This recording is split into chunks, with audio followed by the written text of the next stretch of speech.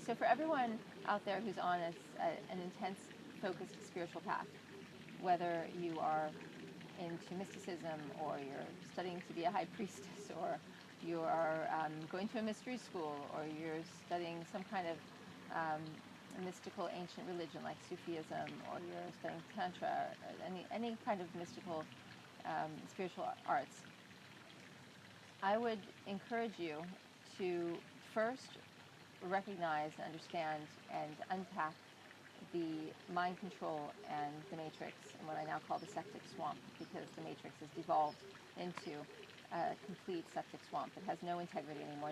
A matrix would imply that there's structure.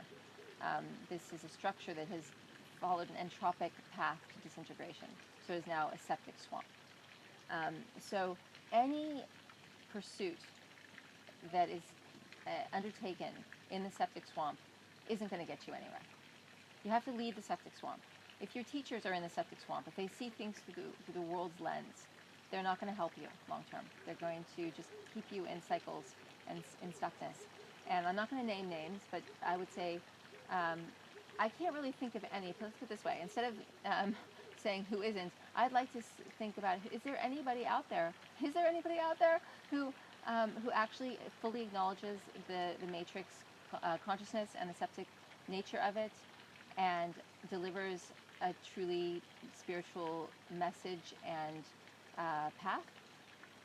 I haven't seen one. I think maybe you could say that in some ways some of the indigenous teachers do, and I think like the Carlos Castaneda's kind of approach, but there's always plant medicine involved, because what the plants do, and I'm not suggesting that anyone needs to take plant medicine. If you feel called to it, that's your choice. But what the plants do is they try to empty you of the nonsense, and they try to stitch you back together. So it makes sense that some of these indigenous, but the problem is that most of the indigenous tribes people who are promoting themselves as shamans today are doing it for business. So you can't just assume the one or the other. If you happen to find, a Khoisan person or I don't know, some very ancient person still around today, an Eskimo, a true Eskimo, a true shaman, which I believe they come from Siberia, then that might be something. But unfortunately, in today's world, maybe a Maori, maybe an Aborigine who's true, but they will do the same thing. They will try to empty you. They will try to get the nonsense out. And they know that the nonsense comes from the matrix. And the matrix is the culture. Now, when we culture something, we till it. We're trying to create a harvest of our own desire. So colonization and imperialism and culturing, it's just farming. It's domesticating land, domesticating animals, domesticating people so that they can be controlled. It's essentially what it is. That's what the matrix is. And the degree to which the dial gets turned up and it becomes, super American Idol, Big Brother style, Hunger Games, becoming that sort of, over the top, and then the discrepancy between those great haves and who are, lavishly or ornately dressed, and versus those who have basically been relegated to a kind of a, let's say, a slave / school kid herding. It's the discrepancy becomes vaster and vaster based on how the dial on the matrix gets turned up. It's the utility of people. It's the commoditization of life that you see gets turned up in these in the matrix. So unless your teacher or your school of thought has fully explained this to you, and that this is why your consciousness is stuck, and this is why you've been mind controlled, then you're just in mind control studying something that's supposed to be spiritual. But what is spirit? Well, spirit is the mind of God. It's the true essence of the creator source. That is in no way congruent or cannot coexist with the septic mind control system. So the matrix septic swamp system is never going to share space with the pure source code. You know, and until you crack the code and make that connection, you're going to be stuck just as a seeker forever. You're always going to be a seeker. You're never going to be someone who's found any bit of good information. You will accumulate a lot of information, but it's not going to be the knowledge that sets you free. It's going to be the information / knowledge that keeps you hooked in. So free yourselves with that knowledge here and now, because don't do another 200-hour class of this, or the moon cycle, 13 moons, high priestess walking around in circles. I mean, please don't do that. It's going to waste your time. It's wasting your soul. Every time you waste your time and waste your soul, you know what you're doing? You're selling your soul. You're actually selling it off. You're transactionally, panning it off.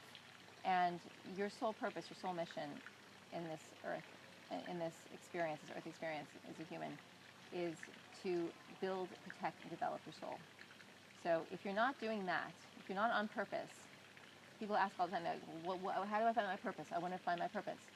Well, you're not on purpose. You won't find your purpose unless you're on purpose. You're not on purpose unless you're on mission, unless you're on task.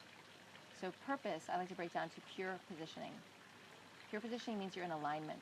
You're in alignment with your purpose, which is being on purpose, which is being on mission, which means that you're getting your soul back. You're redeeming your soul. We talked about redeem comes from Redeemer, which is a French word, to buy back. Well, to buy back means it would imply that we've actually sold something if we're going to buy it back. So what have we sold? If we're redeeming our soul, then we've obviously sold our soul somewhere along the line. So we buy it back by doing the things which take away that which you've transactionally exchanged your soul for, this stuff, this stuffing, this erroneous, fallacious junk that's been put into you because culture wanted to control you. It wanted to take the land, it wanted to take your terrain, your mental field, your mind field, and have a result, a harvest that suited it, which means that you do its bidding, that it tills your soil so you bring forth that which it expects. And if it can expect it, then it's feeling calm and relaxed. Doesn't mean that it has any power. Anyone who's ever trying to control you doesn't have any power. They act like they have power. It's a perceived power. It's a power they project because you've been led to believe through the conditioning and grooming that they have power. But if they actually had power, they wouldn't worry whether you were mind controlled by them or not, because they have their own power. They don't need yours. The only people and the only entities that need your power are the ones who don't have power of their own. So they need to act like they have power in order for you to comply with their program. See, it's all intertwined. That's why the only way to correct everything, correct the path, is to cancel out, recognize those codes. They're false codes. It's false light codes. It means they're erroneous.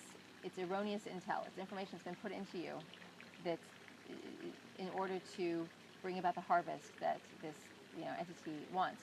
Instead, you crack that code. You crack it up. You throw it to bits, and you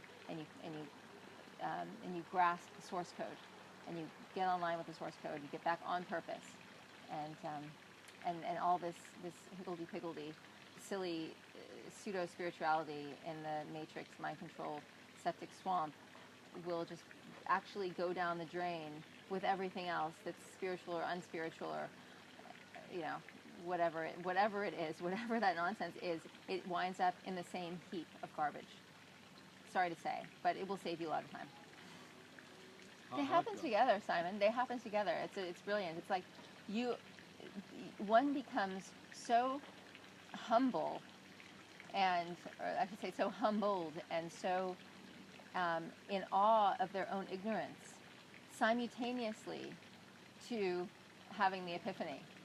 It's perfect. It's like, and that's why the whole thing is so beautifully humbling. It's like, wow, I cannot believe I was hooked in like that. I can't believe I believe those things to be true. And the more you come out of it, the more you just cannot believe how you've been living your whole life under an illusion. And that's why there's no judgment. It's like, gosh, they really got us good.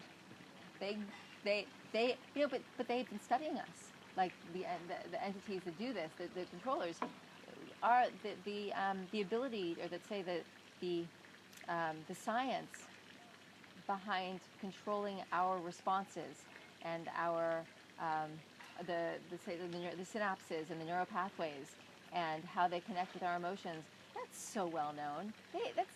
It's beyond down to a science. It's used all the time because it's so easily done. They figured us out. Now we have to figure them out. And in figuring out let's say the enemy, that which would oppress us, suppress us, and use us and exploit us, is an enemy. And by any definition, I would say, by getting their number, by figuring out why would they want to do this, because they have no power, because we actually have a lot of power, and as long as they keep us ignorant, they can keep exploiting us. Then we can turn the tables and be like, actually, you don't get to do that anymore. But it's good not to let on too quickly, because there's a lot of ways, until we get to be so strong that we see all these different angles, that our situational awareness becomes impermeable. Like really we're the super ninja of our own mind control and our own, then there's another pathway they'll figure out their way in. So our business, our work, our job is to become really good at it and practice and be so humble and help each other. And not be like, I'm afraid to say that I actually let my dysfunctional archetype get in. And I've been talking about how, yes, okay, I know all about dysfunctional archetypes. I can talk about them all day long. Can one still show up and get in the way and derail my life? Yeah. And the second I don't believe that's possible is the second that one has actually gotten in and made that decision. So let's be humble. Let's help each other. Let's, it's whether we play games around it, we role play, we help each other recapitulate our lives and the influences. It's all about influences. We get the flu in influences. It's all there. It's all the wordplay in the English language is so important to dissect as well. Even to say I understand, we shouldn't be saying I understand. It means I stand under. We can say I understand. We can say I comprehend. Maybe I get it. Yo, it's good. It's cool. We're all good. But to say I understand, I catch myself as well. But it doesn't mean that we have to.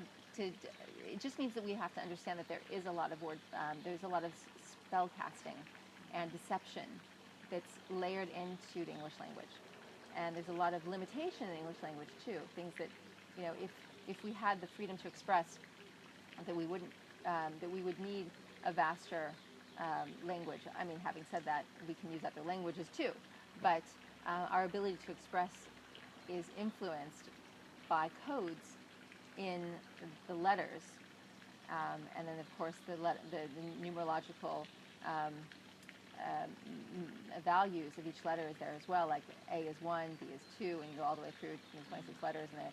And there's a lot there's so many layers of things. I don't even actually think it's important to have. I think it's good to have some awareness around it. I don't think we have to be masterful around that. I think we just need to know that there are a lot of elements at play that keep the doors locked, so we can't get out. And the little bits, so we just become aware, oh, that makes sense, oh, that word, that reminds me of another word, and just pay attention to the wordplay. Actually, in my plant medicine journeys, I've always had massive epiphanies around words. There's always been some theme in the words that's come up to try and show me these connections. And the plants do. When we have a useful plant journey is that one was. I won't get into that, but but it's interesting because the plants do try and tell us things, and there is information that comes through. Just we need to get out. We don't have to have mastery over all the moving parts that keep us locked in. We just need to have awareness of where all the doors are and the kinds of locks they are. And once we start to get good at undoing certain locks, we can deal with all the locks. We can just take the credit card and start swiping the door, getting out. But but debt and fear and survival fear and keeping up with the Joneses, keeping up with the Kardashians, keeping up with the clueless consciousnessers That's all. Those are all traps, and it's all created to keep us spinning on the hamster wheel and stepping on each other to get up higher. And there's a great Dr. Seuss. There's several Dr. Seuss stories that nail the sort of consciousness. But the one about I think it's called Yertle the Turtle. Mm-hmm. You remember that one? Yeah. And then of course the stars. The stars, they don't have stars on theirs, but we have. There's so many good ones, Dr. Seuss. But it's how we measure ourselves. If we are acting in dysfunctional competition, which is trying to one-up the other, not functional competition. Is this interesting? No. So the difference between functional competition and dysfunctional competition. Functional competition is when we are working with each other to become stronger. So if we're opponents in martial arts, and we're going to have, we're going to go at it. We're going to have some kumite. It's called kumite. So by practicing our kumite together, we're forcing each other to get better and stronger. That's functional competition. It's not like I want to clobber you so I can be the best. No, it's we want to become better.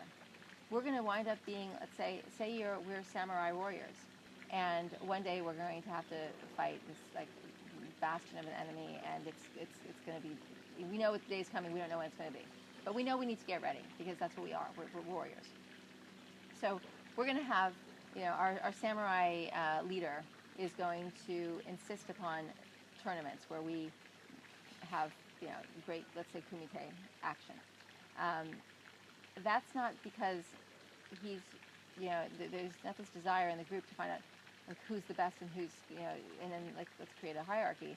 It's everybody needs to be the best because the opponent is going to come, and what if the best, the opponent meets up with the weakest link, and so on and so on. We want everyone to be ready to go up against the toughest opponent and beat them in order to protect that which we believe deserves to be protected. That's functional competition. We want to make everybody great. It's like, it would be like the cells in the body. Why would they fight against each other? Well, only if they're autoimmune, they've reversed their polarity and now they're becoming destructive cells. Otherwise, every cell in the body is there to support and be ready to deal with, the many cancer cells that run through the body every day. Which is the case. Everybody has cancer cells all day long. The reason, we are. That's fine. It's normal because, we have all these killer cells and these beautiful T cells that are going in and making sure, and they're keeping practice too. It's a good thing because the killer cells, the white blood cells, they need to be practiced. So we want that the immune system stays strong if we're exposed to things all the time, and they get to do their training, so that when something really big happens, or you're exposed to something and maybe you really dip, or the pathogen is so offensive, your immune system is really able to cope. It's like a team. It's like, oh, we've been dealing with things like this all day long. We can definitely deal with you now too. Okay, it's a confidence that they'll have. It's a resilience, and that resilience is practiced. So we have to practice our resilience too, because we are, the cell and the self. We're just the macrocosm of the cell. So practicing our resilience means that we have to go to great effort every day to make sure that we're training everything.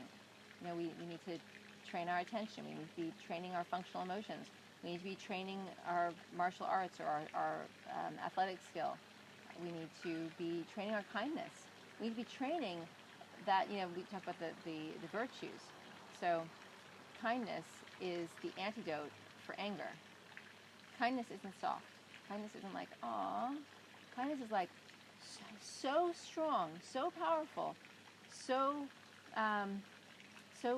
a resonant strength of peace that it can overcome rage and anger. It's power, but we need to train that. We need to be like, because we're going to have dysfunctional anger. Functional anger is another thing. It's a good thing. Righteous anger. Nothing wrong with righteous anger.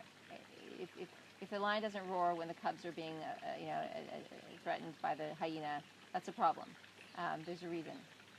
We need to have functional anger, but the dysfunctional anger, with all this stuff in us, all this erroneous garbage, there's a lot of suppressed shadow psyche, say, feelings that never got to be expressed. So dysfunctional anger is when those things come up out of context, and there's no real reason for them other than it was the last straw, and there was too much pain over your life, and you're just going to let rip. That's dysfunctional anger. But we need to recognize that, and we need to acknowledge all of that coming from all this stuff, and we need to, in a constructive way, let that move through us, which can be done on the martial arts floor, can be done in your training, can be done when you're jogging, when you're doing your push-ups, and it's really good to push it through when you're doing when you're exerting yourself physically, but in other ways too. In deep conversations you might have, in times when you just want to roar and you want to, but you're out in the forest and you're in a place where you're not going to disturb everybody. You want to take responsibility for those feelings. Just because they were shoved into us and it was unfair, because it actually broke the free will, the rule of free will, because we had this stuff shoved into us. We didn't know, we weren't able to protect ourselves, nobody was protecting us. The fact is, we have to take responsibility for it. No matter how it got there, it's our responsibility now. And that's maturity. And when you can do that, then you can pretty much do anything, because that's a tough thing to overcome. And to take responsibility for something that happened to you that you didn't have any control over is really, putting your big girl pants on, your big boy pants on, and getting on with life. Yeah, and that's the commoditization, which is linked to the dysfunctional competition. And it's just, once you recognize it, you don't want any part of it, and you'll stop. If you had an inclination to be dysfunctionally competitive, to feel like you needed to outshine someone or put them down in order to shine, you get beyond that immediately, because that's just the septic swamp. That's thinking that only comes from the dregs of a dirty mind. When I say dirty mind, I mean a septic mind, a literally dirty mind. So a pathogenic mind, a pathological mind. And that's where, and when we get down to it, we're talking about entities. We're talking about pathological entities in macrocosmic form. So we've got our pathogens that run through the body, our viruses, our parasites, rogue bacteria, and then we have their equivalent in an energetic form that takes over the mind and the feelings, and just basically uses the body as a host to run wild with that. And that's the term Wetiko. Wetiko, this entity, this cannibalistic, psychopathic entity that is so greedy and will consume. It's cannibalistic because it's consuming the life force of others, and it has no sense of controlling itself. It doesn't feel the need to. It's like by design. It was coded for consumption. And anything in us that is coded for consumption like that, we really want to make an effort to let's say, dissolve, release, eviscerate, burn out, and in some way, shape, or form, not have it living in us anymore. And and we do all those things. With physical cleansing, we're going to eviscerate with very strong herbs. We're going to use the sun to burn off. We're going to use the sauna to burn off. We're going to use our own internal heat training and raising our temperature to burn out and burn off. We're going to use water and gentler substances to dissolve.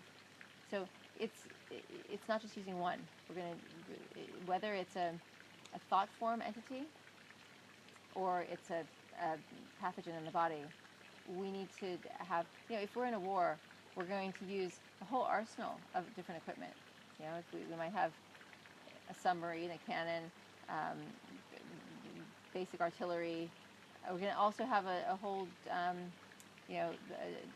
different kind of mix of soldiers. We're going to have the Navy. We're going to have foot soldiers. We're going to have Air Force. It's the same thing. We always need to do things from every angle, and the world keeps us limited also by giving us very black and white options.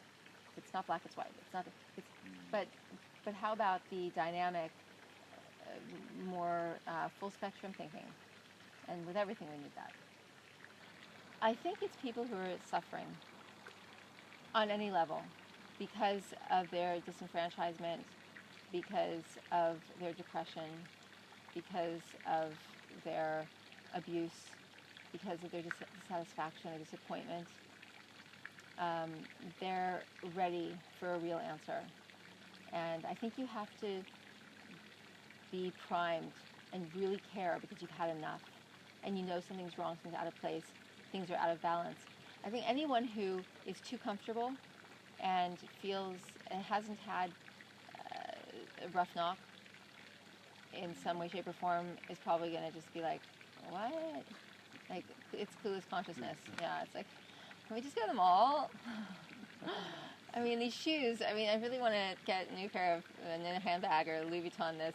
I think people who are financially comfortable, who are physically comfortable, like they're not having disabilities or health problems, or have not had the direct impact of a dear loved one, suffer in one of those ways. I think anyone who's close enough to the suffering would also be a good candidate, because they would, have such huge compassion and empathy and have had firsthand or secondhand pain from their loved one. Firsthand in many ways, because when it's a parent or a spouse or a best friend, it can be like it's happening to you. But yeah, I think number one, those, and then those who are particularly aware of the fact that we are all one. There are people who get that very, very easily. It's like, well, of course we are. We're like cells in the same body, and it's like fingers on the same hand, and it just makes perfect sense. And for example, there's some tribes in Africa where apparently, so I've heard, allegedly, that if one person in a tribe doesn't have something, then none of them want it. They will share it. Nobody's happy unless everybody's happy. It's Ubuntu, which South Africa knows very well, this term Ubuntu. I am what I am because of what we all are. I can be happy if we're all happy, that sort of thing. So I think when you register that, you can see how this imperialistic, very imbalanced world that we're in is it creates so much needless suffering from people who don't deserve to be without their basic comforts and needs, and so they respond. But again, anyone who's too comfortable or too materially well sorted, or who hasn't had a tough knock, they're going to find it hard to get their heads around it.